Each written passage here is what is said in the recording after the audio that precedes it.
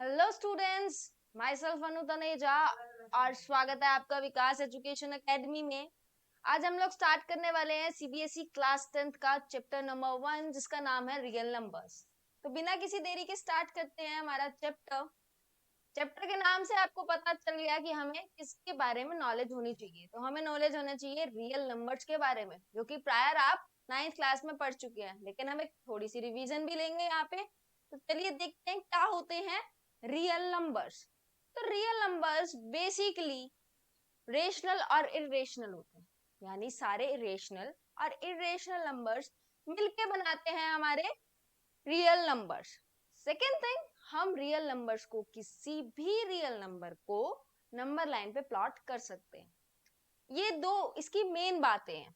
बाकी इसके अंदर इंटीजर्स आते हैं, फ्रैक्शंस आते हैं, नेचुरल नंबर्स, होल नंबर्स, ये सब तो आते हैं इसमें, लेकिन मेन जो हमारा डिस्कशन का पॉइंट है वो ये कि ये रेशनल और इरेशनल से मिलके बनते हैं। Am I clear?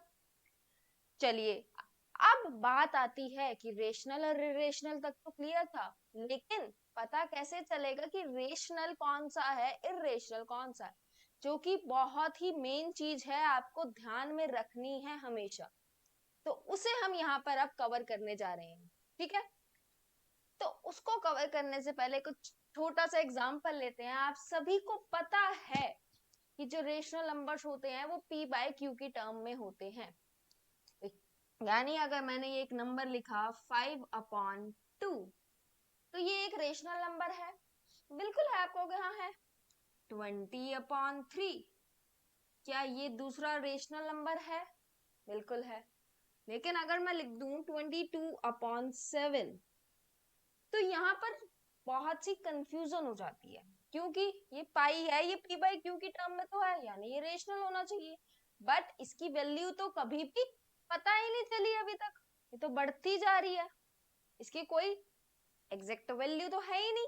तो ये कैसे हम इसको रेशनल बोले? तो वो चीज को समझने के लिए हम समझेंगे एक और नई टर्म। नई तो नहीं है, आप पढ़ चुके हैं, 9th क्लास में आप पढ़ चुके हैं, नई तो नहीं है आपके लिए, लेकिन फिर भी, जिसका नाम है बच्चों डेसिमल एक्सपेंशन।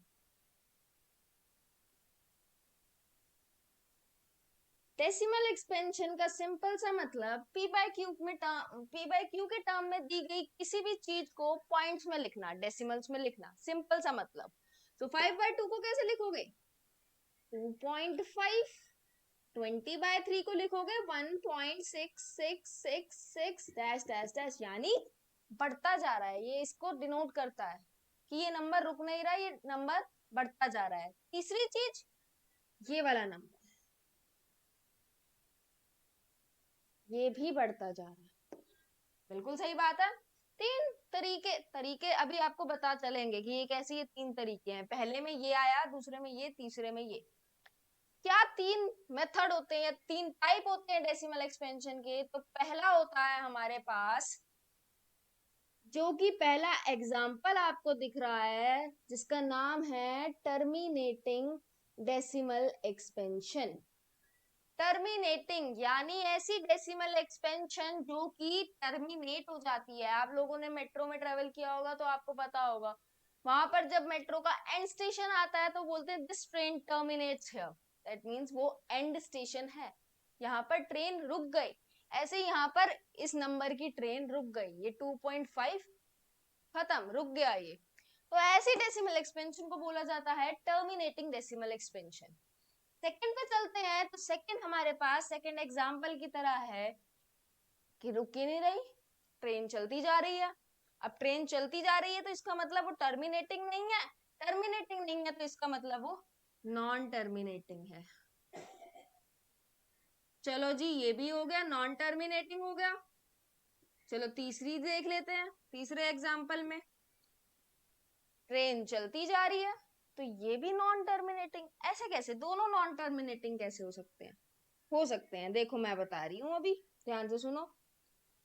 आप जब सेकंड एग्जाम्पल को देखते हैं तो वहां पर जो 6 है डेसिमल के बाद, वो अपने आप को रिपीट कर रहा है बार बार, यानी अपने आप को रिपीट करे जा रहा है। एक नॉर्मल सी चीज ले ले, मेट्रो का ही एग्जाम्पल ले लेते हैं। मेट्रो ए स्टेशन बी स्टेशन, ए से बी पे जा रही है, बी से ए पे जा रही है, ए से बी पे रुक भी नहीं रही और रिपीट भी करे जा रही है अपने आप को। तो उस डेसिमल एक्सपेंशन को नॉन टर्मिनेटिंग तो कहेंगे, साथ ही साथ उसे repeating, non terminating but repeating. अब दूसरी तरफ हमारी थर्ड मेट्रो है जो कि ना तो रुक रही है और सीधा चले जा रही है, चले ही जा रही है, किसी स्टेशन पे नहीं रुक रही और ना ही कोई स्टेशन रिपीट कर रही है। तो वो होगा हमारे पास non terminating, non repeating. Am I clear? अब आप कहोगे पर तो हम रेशनल इरेशनल रहे थे, ये डेसिमल एक्सपेंशंस का झंझट कहाँ से आया? तो ध्यान से सुनो, ये डेसिमल एक्सपेंशन से हमें क्या मिला? यहां से हमें ये मिला कि जो टर्मिनेटिंग और नॉन टर्मिनेटिंग बट रिपीटिंग वाली डेसिमल एक्सपेंशंस होती हैं वो सभी की सभी रेशनल नंबर्स होते हैं, वो सभी के सभी होते हैं रेशनल नंबर्स, यानी 5/2 और 20/3 तो रेशनल नंबर है। लेकिन नॉन टर्मिनेटिंग नॉन रिपीटिंग ये हमारा इरेशनल नंबर में काउंट होता है। तो यहां से हमें डिफरेंशिएट करने के लिए एक लिंकअप मिल गया डेसिमल एक्सपेंशन से। कैसे हम पता करेंगे कि रेशनल कौन सा है और इरेशनल कौन सा है? एक और हमारे पास फोर्थ थिंग आती है इरेशनल के लिए, अंडर रूट में जो भी प्राइम नंबर आ जाए ऐसे नंबर सारे इरेशनल नंबर हो। तो प्राइम नंबर वो नंबर्स होते हैं जो या तो खुद से डिवाइड होते हैं या 1 से सिर्फ, जैसे कि 2 3 5 7 9, नॉट 9 19 11। तो ये सारे नंबर्स प्राइम नंबर्स आते हैं। कहीं पे भी आपको ये सभी नंबर्स अंडर रूट के नीचे दिखाई दें तो ये सभी नंबर्स आप देखते क्या देंगे कि ये इरेशनल नंबर्स हैं, ठीक है। अब इन्होंने बताया तो ये इरेशनल है, लेकिन इस चैप्टर में हम इससे भी प्रूफ करने वाले हैं। कुछ मेथड्स हैं हमारे पास जिससे हम प्रूफ करेंगे कि ये अंडर रूट 2 3 5 7 ये सभी इरेशनल नंबर्स होते हैं, ठीक है। तो ये था हमारा पिछला 9th का थोड़ा सा रिवीजन। इसके बाद हम लोग अपना चैप्टर का जो सबसे पहला टॉपिक है, जो मेन टॉपिक, उसे स्टार्ट करने वाले हैं। तो चलिए करते हैं उसे स्टार्ट। तो अब स्टार्ट करते हैं हमारे चैप्टर का मेन टॉपिक जिसका नाम है यूक्लिड्स डिवीजन लेमा। अब ये जो लिखा है इसको अभी 2 मिनट के लिए मत पढ़ना, अभी जो मैं बता रही हूँ उसे सुनो। यूक्लिड्स डिवीजन लेमा, पीछे से मतलब समझना शुरू करेंगे लेमा से। जो ये पहला वर्ड, सॉरी आखिरी वर्ड है जो पहली बार सुना है हमने हमारी लाइफ में, इसका मतलब क्या होता है? तो लेमा का बच्चों सिंपल सिंपल मतलब है कि एक ऑलरेडी प्रूवन स्टेटमेंट, जो एक स्टेटमेंट पहले ही किसी ने प्रूव कर दी है, उस स्टेटमेंट का यूज करना किसी और स्टेटमेंट को, किसी और प्रोसेस को प्रूव करने के लिए। एक चीज का यूज किसी और काम में करना, इसे बोला जाता है लेमा। कोई भी स्टेटमेंट हो सकती है। अब यहाँ पर कौन सी स्टेटमेंट है? वो है यूक्लिड्स की स्टेटमेंट। यूक्लिड्स हमारे मैथमेटिशियन थे जिन्होंने ये लेमा दी है। आपने क्लास 9th में यूक्लिड्स ज्योमेट्री वाला चैप्टर भी सुना होगा, तो वही उन्हीं ने ये लेमा हमें दिया है। अब आपको ये जो बीच में सेंटर में नाम दिख रहा है, मुझे नहीं लगता बताने की जरूरत है कि डिवीजन का मतलब क्या है। तो अब ये बात तो क्लियर है कि कुछ एक स्टेटमेंट है जो ऑलरेडी प्रूव कर दिए यूक्लिड्स जी ने और वो डिवीजन से रिलेटेड है, ठीक है। तो अब ये डिवीजन से रिलेटेड है तो हम भी क्या करेंगे, हम भी इसे प्रूव करेंगे। क्योंकि आपको एक बात, इंटरेस्टिंग सी बात बताऊं तो यूक्लिड्स ने कुछ भी नहीं किया। उन्होंने क्या किया, जो बचपन में हम डिवीजन करते आ रहे थे उसी को एक फॉर्मेट में, एक फैंसी वे में लिख दिया और कह दिया ये रही Euclid's division lemma, that's it. Maths में बहुत बार ऐसा होता है, हम कुछ चीजें ऑलरेडी करते हुए आ रहे होते हैं लेकिन हमें पता ही नहीं होता कि हम क्यों कर रहे हैं या कैसे, ये फिर उसी की एल्गोरिथम बन जाती है, उसी की प्रूफ स्टेटमेंट बन जाती है। तो ऐसे ही कुछ यहाँ पर हुआ। तो अब हम स्टार्ट करते हैं, हम लोग प्रूफ करेंगे यहाँ पर यूक्लिड्स डिवीजन लेमा को। चलें करें, चलिए। तो अब डिवीजन की बात हो रही है तो मैं यहाँ पर एक नंबर सपोज करूंगी 7, जो कि 3 से डिवाइड हो रहा है। 7 3 से डिवाइड हो रहा है, 7 रहेगा अंदर, 3 रहेगा बाहर। इतनी बात क्लियर? अब यहाँ पर ध्यान देना, बच्चों को पता जरूर होता है कि ये क्या है पर भूल जाते हैं, तो ध्यान से इसे देखो। जिससे डिवाइड करते हैं उसे बोला जाता है डिवाइजर, जिसको डिवाइड करते हैं उसे बोला जाता है डिविडेंड। ठीक है, ये दोनों में कंफ्यूजन होती है। क्वेश्चन रिमाइंडर तो बच्चे फिर भी याद रख लेते हैं। तो यहाँ पर अगर मैं 3 को 2 टाइम्स करूं, 3 2 जा 6, ये मुझे रिमाइंडर देगा 1।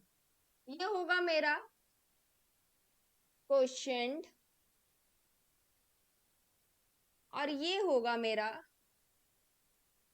Reminder, right. अब इसी को यूज करेंगे, इसको एक बार दिमाग में अच्छी तरह घुसा लेना। अब इसी का हम यूज करने वाले हैं, इन्हीं सब चीजों का अपनी लेमा को प्रूव करने में। जब लेमा प्रूव हो जाएगी ना एट द एंड, आप कहोगे बस इतना सा था, हमने प्रूव कर दी लेमा। तो देखना, ध्यान दो सिर्फ डिवीजर और रिमाइंडर पे। क्या यहाँ पर डिवीजर रिमाइंडर से बड़ा है? बिल्कुल है। एक और एग्जांपल लेते हैं इसी के साथ। मैंने लिया 6/3, डिवाइड किया, रिमाइंडर 0, यानी रिमाइंडर अभी भी छोटा है, डिवाइजर बड़ा है। एक और एग्जांपल लेते हैं, 8/3, रिमाइंडर अभी भी छोटा है, डिवीजर अभी भी बड़ा है। तो यहां से हमें एक चीज मिल चुकी है कि जो डिवाइजर है वो और रिमाइंडर में क्या लिंक बन रहा है कि रिमाइंडर कभी भी डिवाइजर के इक्वल नहीं हो सकता। क्योंकि एक एग्जांपल ही ले लेते हैं, मान लो यहाँ पर 3 होता, जस्ट सपोज, तो क्या आप यहाँ पर छोड़ देते हैं? इसे नहीं छोड़ते, आप दोबारा से 3 1 जा 3 करके इसको रिमाइंडर को 0 करते, तो यानी इक्वल नहीं हो सकता। चलो इक्वल नहीं हो सकता, तो यहाँ पे 4 होता तो क्या करते? तो भी 3 1 जा 3 करते, यानी बड़ा भी नहीं हो सकता। यानी हमेशा रिमाइंडर जो है वो हमेशा क्या होगा? डिवीजर से छोटा होगा। रिमाइंडर क्या होगा? हमेशा डिवीजर से छोटा होगा, ना ही बराबर ना ही बड़ा। अच्छा, कभी किसी ने सुना है कि रिमाइंडर नेगेटिव आता हो? बिल्कुल भी नहीं सुना। तो यानी दो चीजें मिली, पहली कि रिमाइंडर डिवीजर से इक्वल और बड़ा नहीं हो सकता, हमेशा छोटा रहेगा। दूसरी ये कि रिमाइंडर कभी भी 0 से छोटा नहीं होगा, नेगेटिव नहीं होगा। तो इसी को मैं एक स्टेटमेंट की फॉर्म में लिखने जा रही हूं आपके सामने, ध्यान देना। रिमाइंडर 0 से बड़ा होगा हमेशा, इक्वल भी हो सकता है, और डिवीजर से हमेशा छोटा हो। इस स्टेटमेंट में किसी को कोई दिक्कत नहीं होनी चाहिए। ठीक है, ये स्टेटमेंट हो गई, पक्की बात है। चलो अब चलते हैं थोड़ा सा आगे, यही डिवीजन वाला पार्ट ही देखेंगे। 7/3 ही लेते हैं एग्जाम्पल।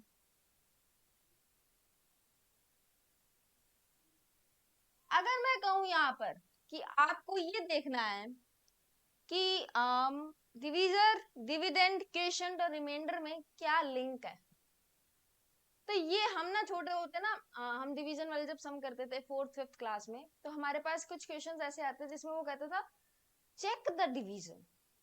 नहीं याद तो यहाँ पर याद आ जाएगा। जब हम चेक करते हैं डिवीजन को, तो जो ये 7 है, क्या मैं इसको 3 × 2 + 1 लिख सकती हूँ?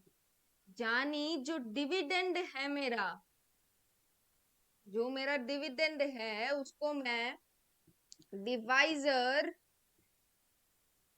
Multiply by quotient plus remainder लिख सकती हूँ। हाँ जी, बिल्कुल लिख सकती हूँ, कोई दिक्कत ही नहीं है इसमें, तो ये तो मैं लिख सकती हूँ। तो यहाँ से एक और चीज मिल गई हमें, बिल्कुल मिल गई कि dividend divisor into quotient plus remainder के इक्वल होगा।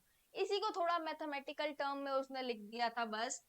जो डिविडेंड था उसको उसने ए बोल दिया, डिवाइजर को उसने बी बोल दिया, और इसको क्यू बोल दिया, और रिमाइंडर को आर बोल दिया, और इसे बना दिया A equals to B Q plus R. और ये वाली स्टेटमेंट, यहाँ जो मैंने स्टेटमेंट लिखी है, इसको मैं थोड़ा मैथमेटिकल टर्म में लिखना चाहूँ तो ये मेरा जो रिमाइंडर है 0 के इक्वल या उससे बड़ा या फिर b से छोटा। ये है यूक्लिड्स डिवीजन लेमा। मुझे नहीं लगता कोई दिक्कत होनी चाहिए इसको समझने में। ये है, अब प्रूफ वगैरह कुछ नहीं करना, हमें इसका यूज करना है। अब ये मत सोचना कि इसको प्रूफ करना होगा हर क्वेश्चन में, नहीं जी, इसका यूज करना है और चीजों को प्रूफ करने में।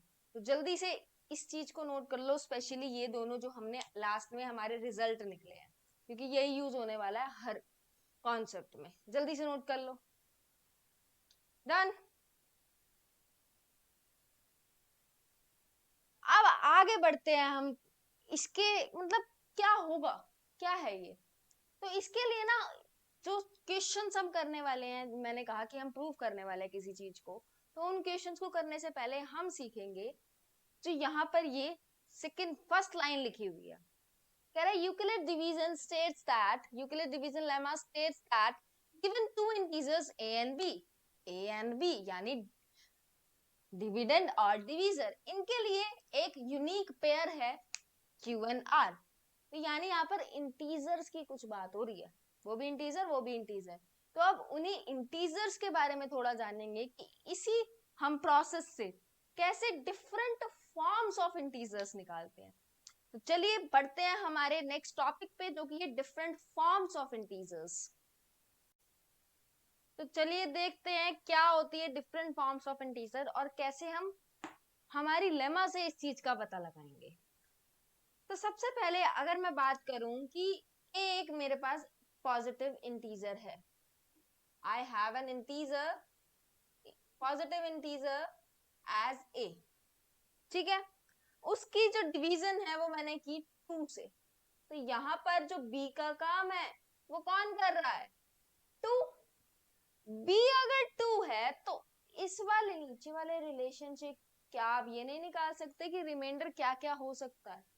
तो रिमाइंडर या तो 0 हो सकता है या 1, क्योंकि 2 के इक्वल तो हो ही नहीं सकता, 2 से बड़ा भी नहीं हो सकता, यानी 0 या 1। यानी जो ये इंटीजर है, अगर मैं उसको इस पर्पस से लिखूं, इस तरीके से लिखूं, तो वो a equals to 2q plus 0 बन सकता है जब रिमाइंडर 0 हो, या फिर a is equal to 2q plus 1। तो यानी मैं एक इंटीजर को इस तरीके से लिख सकती हूँ, वो इसका एक तरीका है लिखने का। यहाँ कोई भी इंटीजर होगा, कोई भी पॉजिटिव इंटीजर, तो उसको मैं इस फॉर्मेट में भी लिख सकती हूँ। ये चीज मैंने प्रूफ करी, किससे, लेमा की मदद से।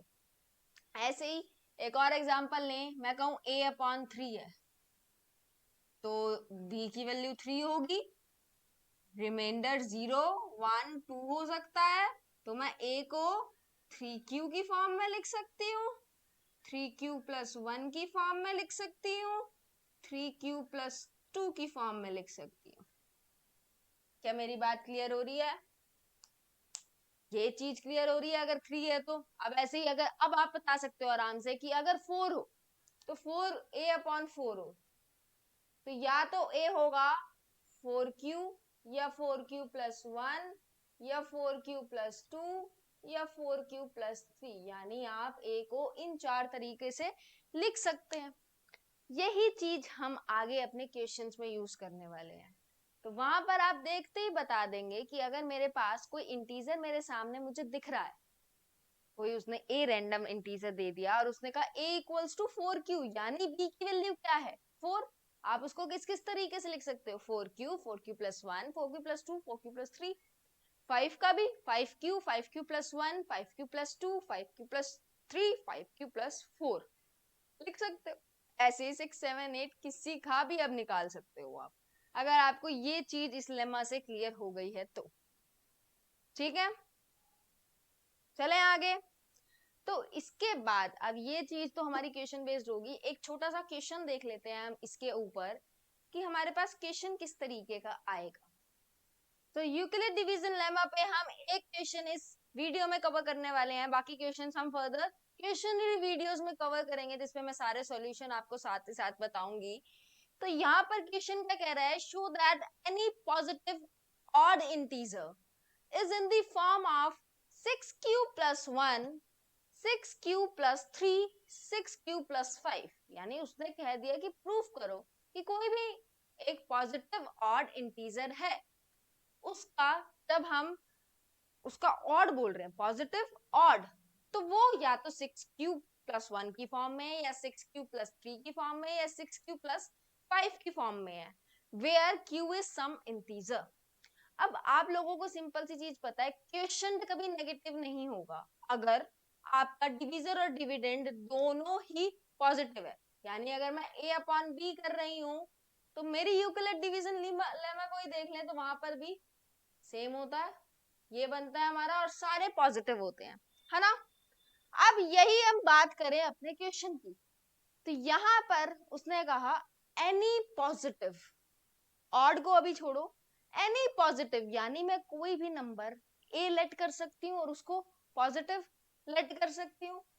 मैंने कोई भी नंबर उठा लिया जिसको मैंने लेट किया ए, वो या तो 6 क्यू प्लस 1 की फॉर्म में होगा, 6 क्यू प्लस 3 या 6 क्यू प्लस 5। अब आपको फॉर्म्स ऑफ इंटीजर अगर आपने समझे तो आपको साफ साफ दिख रहा है कि यहाँ पर b का काम कौन कर रहा है, b का काम कर रहा है 6, यानी a अपॉन 6 हो रहा है। अब जनाब a अपॉन 6 हो रहा है, तो अगर हम यही चीज यूक्लिड डिवीजन लेमा में लगाएं तो वो हमारा बन रहा है a equals to 6 Q plus r बन रहा है। अब यही 6 क्यू प्लस r, r की वैल्यू या तो 0, 1, 2, 3, 4, 5 हो सकती है, बिल्कुल सही। वही चीज हम यहाँ पे करने वाले हैं, लेकिन अभी भी क्वेश्चन अभी सॉल्व नहीं हुआ, क्योंकि ऑड, ऑड इंटीजर का यहाँ पे क्या मतलब है, ऑड कैसे प्रूफ करेंगे। तो यहाँ पर एक चीज का ध्यान दो, 6 से किसी भी नंबर को मल्टीप्लाई करो, किसी भी नंबर को, 1, 2, 3, 4, आपको क्या मिलेगा, 6, 12, 18, 24, 36, 30, 36, 42। आपको क्या सारे इवन इंटीजर्स मिल रहे हैं। यानी 6 को जब आप मान लो एक इंटीजर q से मल्टीप्लाई करोगे तो आपको हमेशा हमेशा के लिए इवन इंटीजर मिलेगा। और आप ये बात जानते हैं, सेकेंड थिंग, इवन की बात हुई, ऑड की नहीं हुई। आप सभी को पता है कि इवन इंटीजर में 1 ऐड कर दो वो ऑड बन जाएगा, 3 ऐड कर दो वो ऑड बन जाएगा, 5 ऐड कर दो वो ऑड बन जाएगा, 7 भी ऐड कर सकते हो तो भी वो ऑड बन जाएगा। इवन के अंदर कोई भी ऑड नंबर ऐड करो वो ऑड बन जाएगा, यही होता है। तो अगर 6 क्यू इवन है तो क्या 6 क्यू प्लस 1 ऑड होगा, 6 क्यू प्लस 3 भी ऑड होगा, और 6 क्यू प्लस 5 भी होगा, है ना। तो ऑड भी हो गया और हमने ये चीज यूक्लिड डिवीजन लेमा में भी लिख दी। बट ऐसे तो नहीं लिखना ना, जिस फॉर्मेट में लिखना है वो फॉर्मेट में आपको बताने जा रही हूँ कि लिखना कैसे है, आखिर में प्रूफ कैसे करना है, तो वो देखते हैं। तो देखिए जरा लिखने का तरीका क्या होगा। आपने सबसे पहले क्या किया था, आपने सबसे पहले एक इंटीजर माना था, तो हम यहाँ पर लिख देंगे let a be a positive integer. आप फुल फॉर्म में लिखना, मैं यहाँ पर फुल फॉर्म नहीं लिख रही, ठीक है, पहली बात क्लियर। सेकंड में हमने ये देखा था कि हमारा जो b था वो 6 हुआ था हमारे क्वेश्चन के अकॉर्डिंग, तो a हमें पता चल गया, b हमें पता चल गया 6। तो बाय यूक्लिड्स डिवीजन लेमा, मैं शॉर्ट फॉर्म में लिख रही हूं बट आपको नहीं लिखना है एग्जाम में। By Euclid's division lemma a can be written as 6q plus r, where, अब मैंने बताया था r क्या क्या हो सकता है, r हो सकता है 0, 1, 2, 3, 4, 5, बराबर नहीं हो सकता, बड़ा नहीं हो सकता, 0 से छोटा नहीं हो सकता, ये चीज आपको पता ही है। तो 0, 1, 2, 3, 4, 5, यानी हमें पूरी वैल्यू मिल चुकी है, बस r की वैल्यू पुट करते जाना है। करते हैं, सबसे पहले केस 1 लेते हैं, तो केस 1 होगा हमारे पास जब हमारा r 0 है। जब r 0 होगा तो a बनेगा 6q। आर आर जब 0 होगा तो हमारा जो ए बनेगा वो बनेगा 6q। और आपको मैंने बताया अभी कि 6 को कभी भी किसी भी पॉजिटिव इंटीजर या नेगेटिव से भी कर लो, चाहे सिर्फ इंटीजर लिख दो, किसी भी इंटीजर से मल्टीप्लाई करोगे तो वो एक इवन नंबर देगा। यानी ये वाला ए तो इवन हो गया, तो ये केस तो हमने लेना ही नहीं, रिजेक्टेड। पहला case rejected. Second second case में क्या होगा? सेकंड केस में हम लोग लेंगे r इक्वल्स टू 1।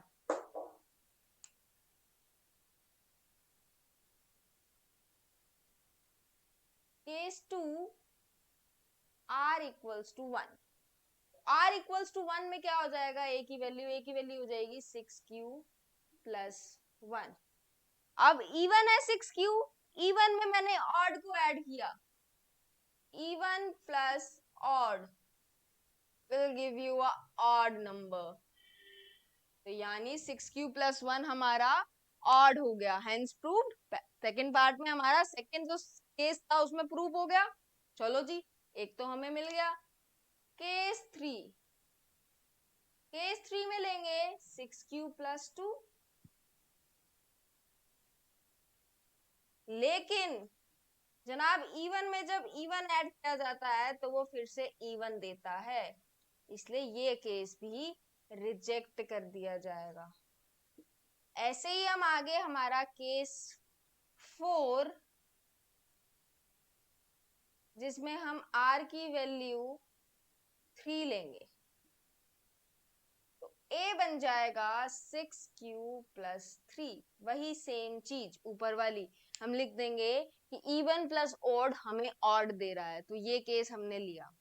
ऐसे ही फोर्थ केस हुआ। फिफ्थ केस में आप r लेंगे 4, फिर आगे वाले केस में आप r लेंगे 5। तो 1 3 5 वाले आपके ऑड बन जाएंगे, 2 4 और 0 वाला आपके इवन। आपको मिल गया ऑड इंटीजर। लास्ट में हम लोग सिंपल सी लाइन जो प्रूफ में लिखी हुई थी वही लिख देंगे, so that any positive integer is odd in the form of 6q plus 1, 6q plus 3 and 6q plus 5।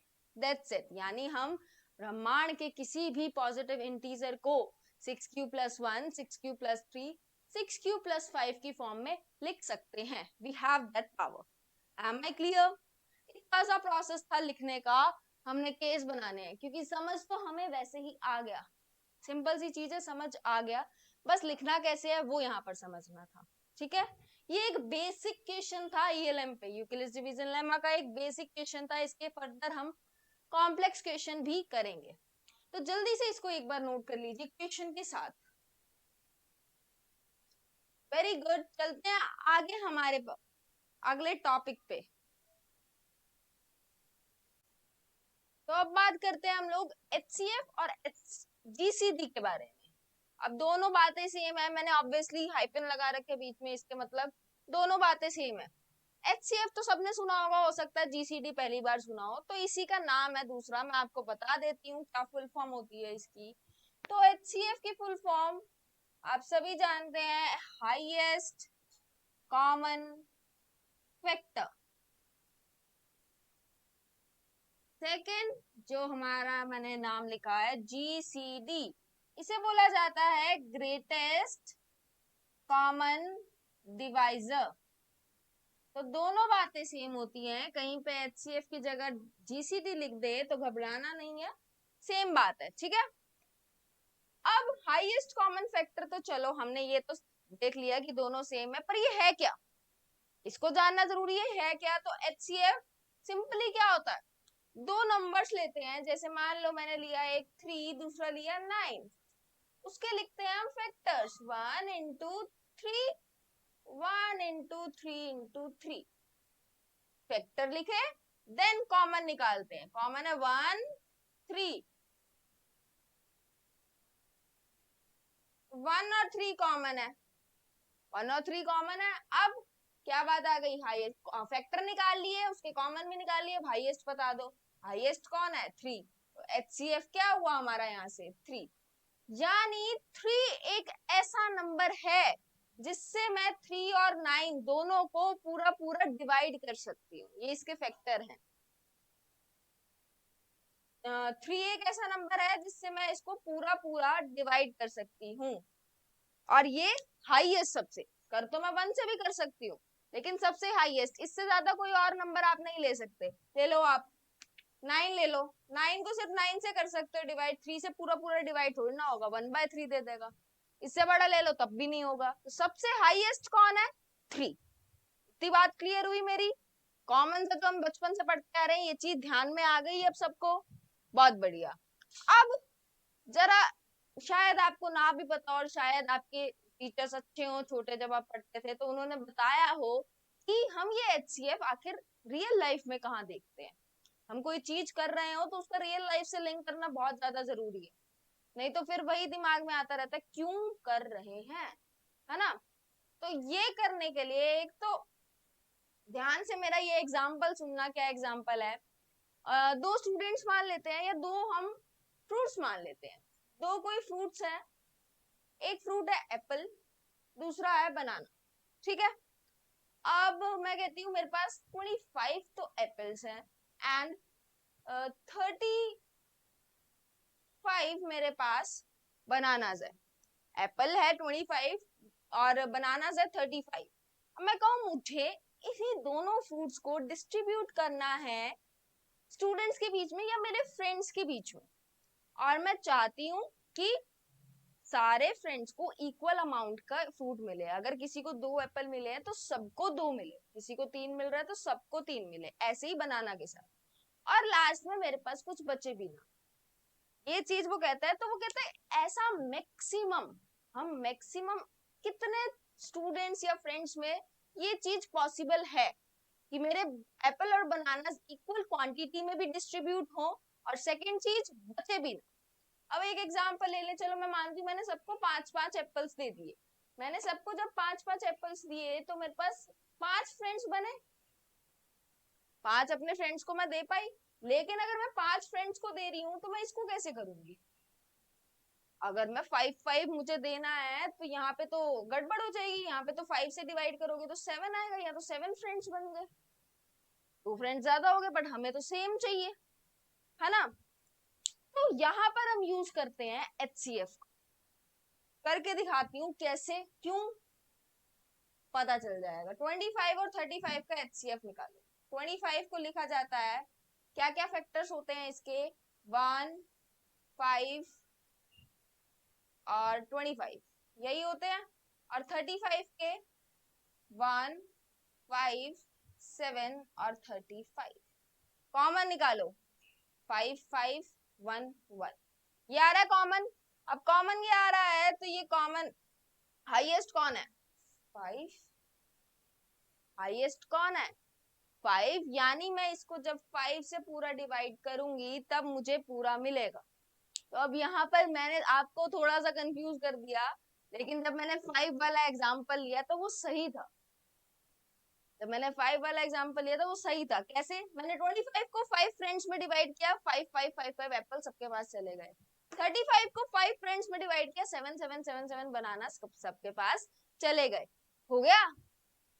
Daily life में यूज किया आपने एचसीएफ को, आपने देखा कि ऐसा कौन सा नंबर होगा जिससे मैं इन दोनों को डिवाइड करूं तो वो पूरा पूरा खत्म हो जाए, ना एप्पल बचे ना बनाना बचे, है ना। और दोनों के लिए सेम नंबर, अलग अलग नंबर नहीं, दोनों के लिए सेम नंबर, जो कि था हमारा 5।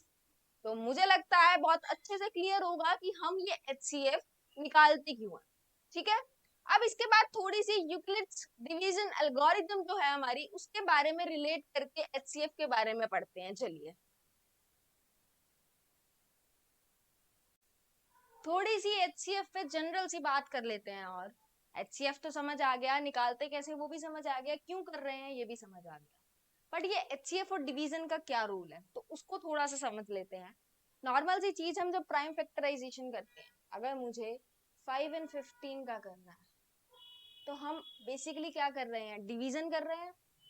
5 से हमने की, छोटे नंबर से की, 5 1 जा 5, 3 जा देन 3, इस तरीके से हम लोग करते हैं। कुछ गलत नहीं है इसमें, यही तरीका रहता है हमारा। और जो, तो यहाँ पर हम क्या कर रहे हैं, डिवाइड। अब इसी चीज को मैं आपको डिवीजन में करके दिखा रही हूँ। 5 और 15 का एलसीएम मुझे सॉरी एचसीएफ मुझे निकालना है। 15 को रखूंगी मैं अंदर, 5 को रखूंगी मैं बाहर, वही तो किया था मैंने वहां भी। 5 3 जा 15, रिमाइंडर आ गया 0। जहां पर मेरा रिमाइंडर 0 आ जाए उस स्टेज पे जो मेरा डिवीजर था वही तो मेरा एचसीएफ भी था। देख लो यहाँ से एचसीएफ क्या है, 5 ही तो है आपका एचसीएफ। जो कॉमन फैक्टर है आपका वो 5 ही है। 5 को कैसे लिखोगे, 1 इंटू 5। 15 को लिखोगे 1 इंटू 3 इंटू 5, तो 5 ही है एचसीएफ। यहां से भी 5 आ रहा है। एक और एग्जांपल लेते हैं, 4 और 14। 4 और 14 का एचसीएफ निकालना है। तो मैंने किया 4 3 जा 12, 2 रिमाइंडर आया। क्या ये 4 अब इसका एचसीएफ बनेगा? नहीं बनेगा, क्योंकि रिमाइंडर 0 नहीं है। तो यूक्लिड्स डिवीजन एल्गोरिथम कहती है जब तक रिमाइंडर 0 नहीं आएगा तब तक आप डिवाइड करते रहोगे। पर अब दिमाग में एक सवाल है, अब इस 4 को 2 से डिवाइड कैसे करें? तो इस 4 को 2 से डिवाइड नहीं करेंगे। हमेशा जो छोटा नंबर है, 4 और 2 में थोड़ा लिंकअप करना है ना, तो जो छोटा नंबर है वो बाहर रहेगा, बड़ा अंदर आ जाएगा। तो दोबारा से यहाँ पर हम एक 4 लगाएंगे। 2 2 जा 4, रिमाइंडर 0। 2 2 जा 4, रिमाइंडर 0। रिमाइंडर 0 आ गया। इसी स्टेप में जो आपका डिवीजर है वो आपका एचसीएफ बन जाएगा। सिंपल सी चीज, डिवीजन कर रहे हो, डिवीजन करते करते एचसीएफ आ गया। ध्यान क्या रखना है कि बाहर हमेशा छोटा नंबर होना चाहिए। जिससे आप डिवाइड कर रहे हो, जो आपका डिवीजर है वो हमेशा छोटा होना चाहिए। सेकंड, जिस पॉइंट पे, जिस स्टेप में आपका रिमाइंडर 0 आया, उसी स्टेप का डिवीजर आपका आंसर होगा, यानी एचसीएफ होगा। मेरी बात क्लियर है? थोड़ा सा इसको वर्डिंग्स में भी देख लेते हैं कि क्या है यूक्लिड्स डिवीजन एल्गोरिथम। एक मिनट दीजिए, मुझे ये रब करना पड़ेगा।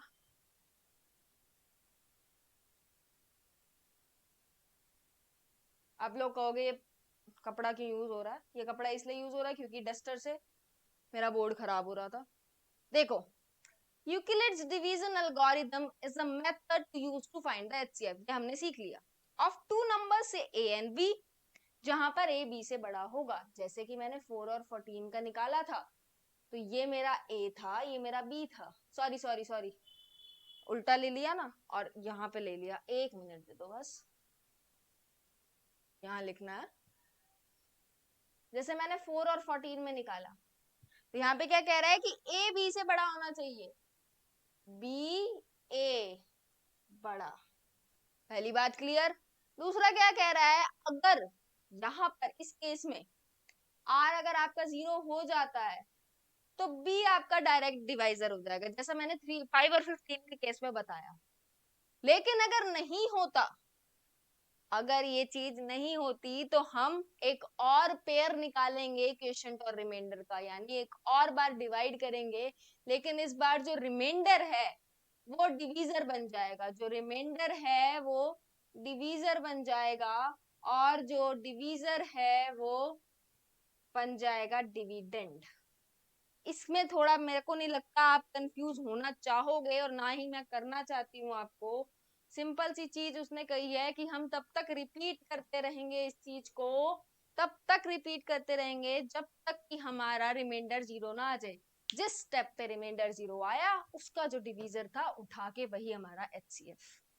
यहाँ पर हम यूक्लिड डिवीजन लेमा का यूज कैसे कर रहे हैं, वो हम a equals to B Q plus r की फॉर्म में कर रहे हैं, क्योंकि वहीं से हम सारी चीजें पता लगाएंगे। मेरी बात को ध्यान से सुनना। एक और एग्जांपल हम लोग लेके चल रहे हैं, थोड़ा सा बड़ा लेते हैं। 7,51। सो यहाँ 51 अंदर रहेगा, 7 बाहर रहेगा। 7 7 जा 49, रिमाइंडर आया 2, लेकिन 2 तो नहीं होना चाहिए। दोबारा से अब ये 7 उठ के यहाँ आ जाएगा, तो 2 3 जा 6, रिमाइंडर 1, जो कि नहीं होना चाहिए। तो अब दोबारा से ये 2 उठ के इस डिवाइस के अंदर, डिवीजन के अंदर आ जाएगा। 1 2 जा 2, रिमाइंडर 0, तो एचसीएफ हो गया आपका 1। और आपको भी पता है 7 और 51 7 और 51 में कुछ भी कॉमन नहीं है, कुछ भी कॉमन नहीं होता जिसमें उसका HCF क्या होता है 1। वही चीज मैंने यहाँ पर आपको करके दिखाई है। मुझे नहीं लगता मेरी किसी भी बात में आपको दिक्कत होनी चाहिए। इसमें भी यही लिखा हुआ है, जब तक 0 ऑब्टेन ना हो जाए तब तक आप करते रहेंगे उसी स्टेप को, उसी यूक्लिड डिवीजन लेमा को, यानी उसी डिवीजन को। यूक्लिड डिवीजन लेमा क्या है? डिवीजन, यानी उसी डिवीजन का आप प्रोसेस करते जाएंगे जब तक कि आपको रिमाइंडर 0 नहीं मिल जाता, और 0 मिलते ही उस स्टेप में जो डिवीजर है वो आपका HCF होगा। खत्म बात, कुछ भी नहीं है। मेरी बात सबको समझ में आ गई? एक बार आप इसको नोट कर लो या इसको नोट कर लो, किसी एक चीज को नोट कर लो जल्दी से। तो ये था हमारा यूक्लिड्स डिवीजन लेमा और यूक्लिड्स डिवीजन एल्गोरिथम। फर्क क्या है? यूक्लिड्स डिवीजन लेमा एक प्रूवन स्टेटमेंट है, यूक्लिड्स डिवीजन एल्गोरिथम हमने डिवाइड के थ्रू, उसी लेमा, लेमा यानी वो डिवीजन, उसी डिवीजन के थ्रू हमने एल्गोरिथम बनाया और एक और चीज का हमने फाइंड किया। क्या फाइंड किया? HCF। Am I clear? तो ये पूरा हमारा बेसिक था यूक्लिड्स डिवीजन एल्गोरिथम और लेमा पे। नेक्स्ट वीडियो में हम लोग कवर करेंगे यूक्लिड्स डिवीजन लेमा और एल्गोरिथम के कुछ बेसिक्स क्वेश्चन एनसीईआरटी से रिलेटेड, और फिर थोड़े हाई लेवल के क्वेश्चंस पे बढ़ेंगे और धीरे धीरे स्टेप बाय स्टेप सारा कुछ कवर कर लेंगे। आप अभी ये मत सोचिएगा कि ये इंट्रोडक्शन, आपका पूरा चैप्टर इसमें कंप्लीट हो गया। अभी बहुत से टॉपिक्स हैं। हमने अभी हमारा पहला टॉपिक कवर किया है जिसके क्वेश्चन हम अगली वीडियो में करेंगे। तो बने रहिएगा चैनल के साथ, और चैनल को लाइक सब्सक्राइब, वीडियो को लाइक, चैनल को सब्सक्राइब जरूर करना। सब्सक्राइब नहीं करोगे, बेल नोटिफिकेशन प्रेस नहीं करोगे, मेरी वीडियो आप तक नहीं पहुंचेगी और आप ये सब नहीं पढ़ पाओगे। मेरे साथ जुड़े रहिए, चैनल के साथ जुड़े रहिए और ऐसे ही पढ़ते रहिए। और किसी भी क्वेश्चन में, इस वीडियो में किसी भी पार्ट में कोई डाउट आया हो तो आप कमेंट सेक्शन में जरूर कमेंट करें, मैं आपके डाउट जरूर सॉल्व करूंगी। तो मिलेंगे हमारी नेक्स्ट वीडियो में जिसमें हम करेंगे बहुत ही सारे बढ़िया बढ़िया क्वेश्चन। तब तक के लिए टड़ा।